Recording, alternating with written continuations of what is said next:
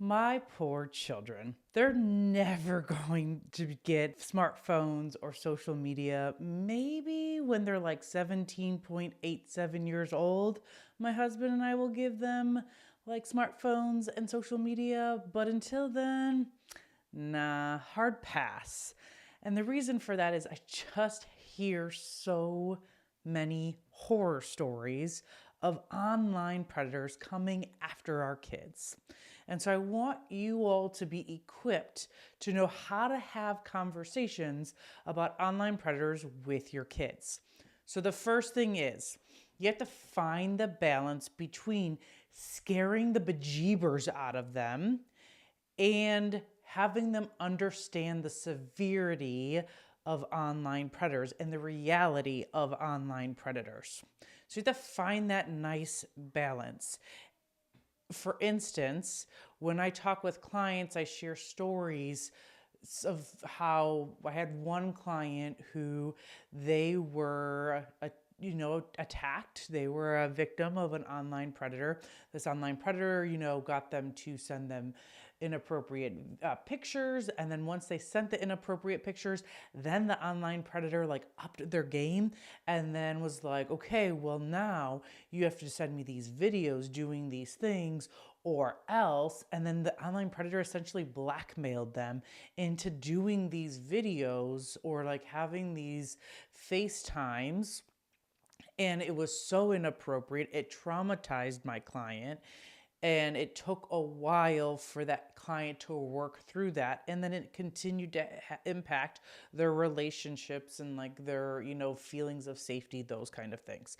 So yeah, you don't want to tell them story after story after story after story, because you don't want to scare them to death, but you do want to help them understand that this is real and it is severe, and we don't want it to happen to them.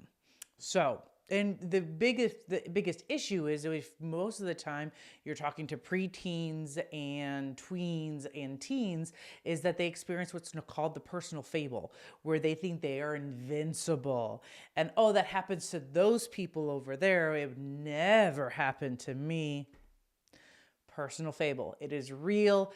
Everyone experiences it. Every single teen experiences it. And so we are fighting an uphill battle to get them to realize the severity of this, because they think it will never happen to them until it's too late.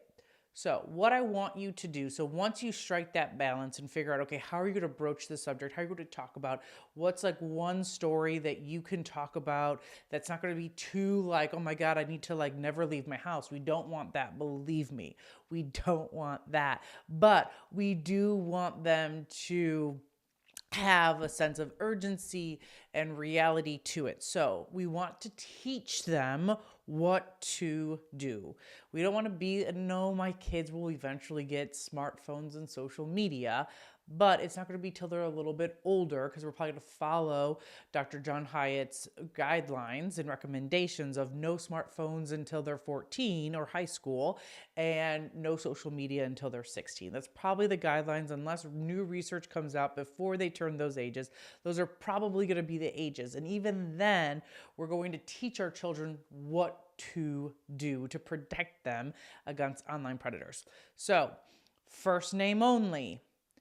You don't want to tell them, oh, my name is this and this and this. And you also probably want to be careful if your child has a very unusual name, because then it would be much easier to find. So we want to encourage our children to only use their first names when they're on social media or online platforms.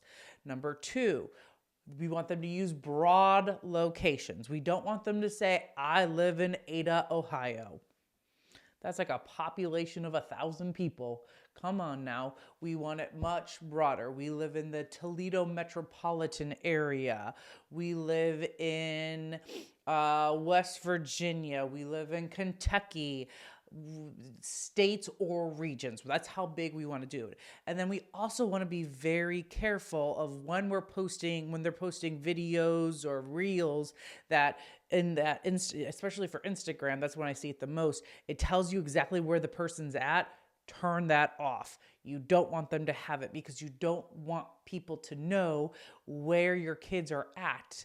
That's just asking for trouble. Same thing, like you don't post on social media like, hey, we're going on vacation. Hey, come and rob our house.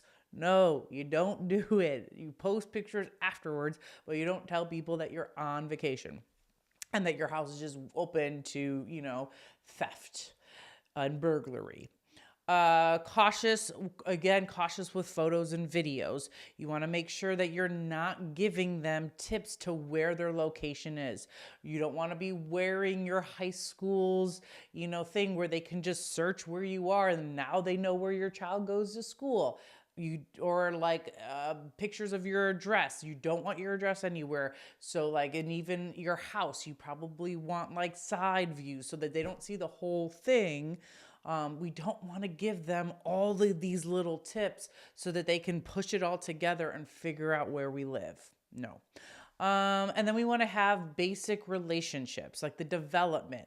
If the person starts like love bombing you and like, oh my God, I love you, and it's been like 2 hours, no, that's not basic, normal relationship development pace.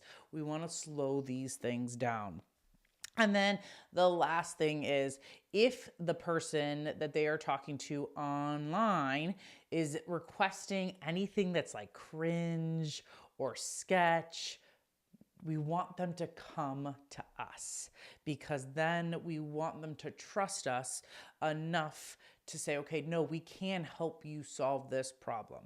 Now that goes into the next step. If your child is coming to you and they're saying these things, we want to have an open dialogue with them. We want to, okay, if this is happening or has happened, we want you to come to us and let us know so that we can solve and fix this problem and squash it as quickly as we possibly can, because we don't want all of the extra trauma and baggage that comes with online predators coming after our kids. And so if you come to us and tell us that it's happening, or you're concerned someone did something that's super cringy or someone did something that was super sketchy, well then come to us. No, you will not get in trouble. You won't like get your phone removed. We won't take all social media away, but there will be a consequence at the end. Maybe they have to do a course on appropriate online presence, or a social media course, or they have to read a book, or they have to meet with someone that does really well, or we get to have that conversation. So that's like the consequence, but it's not like you're grounded, your phone's removed, no social media, those kind of things. Those are going to make your kids not want to come to you, and that's going to have the reverse effect. We want them to open up to us and have an open dialogue. It's kind of like those parents that if their kid is out drinking, they know, don't drink and drive. Call us, we will come pick you up, and there will not be a consequence for that person. You won't get in trouble, but there will be a consequence for it. Trouble and consequence, two different kind of things. And so with those things, we want to find the balance between understanding and severity and scaring them off. We want to teach them what to do early on, and we want to continue to have this open dialogue with them where they feel that they can come to us when these uncomfortable things are happening.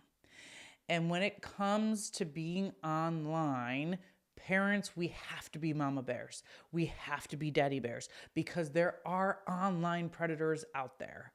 And we need to find that balance between protection and freedom. We want them to be protected. We want to be those mama bears and those daddy bears, but we also want them the freedom to have all of the good things that come with online platforms and internet and those kind of things, the connection, the relationships, those kind of things. We want them to have those things, but we do not want online predators. So be a mama bear. And with that, with these tools, and if you follow these guidelines, things are going to be much easier, and you're going to have a better relationship with your kid, and your kid's going to be protected, but they're also going to have that freedom, and they're going to become adaptable, and I love it. And so if we're doing all of those things, well, then you and me are going to throat punch this youth mental health crisis. Let's go.